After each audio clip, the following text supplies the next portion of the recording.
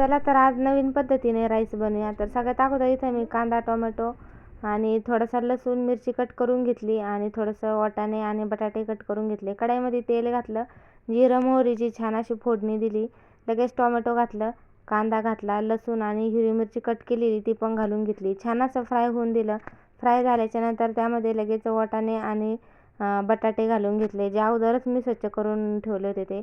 त्यानंतर थोडेसे ओले शेंगदाणे घातले, थोडीशी हळद घातली आणि थोडंसं नॉर्मल असं मीठ घातलं. छान असं परतून दिलं. त्यामध्ये लगेच थोडीशी वरतून कोथिंबीर घातली आणि लगेच झाकण टाकून ठेवून अगदी 10 मिनटं त्याला थोडंसं वाफळून घेतलं. थोडंसं वाफळत झाल्याच्यानंतर जो मी अर्धा कच्चा शिजलेला भात होता तो त्यामध्ये टाकून घेतला आणि पुन्हा छान असं हलवून घेतलं. वरतून परत थोडीशी कोथिंबीर घातली आणि झाकण ठेवून पुन्हा 10 मिनटं छान असा आपला भात शिजवून घेतला आणि खूप छान असा आपला राईस तयार आहे. तर चला, व्हिडिओला आवडला तर लाईक करा, चॅनल सबस्क्राईब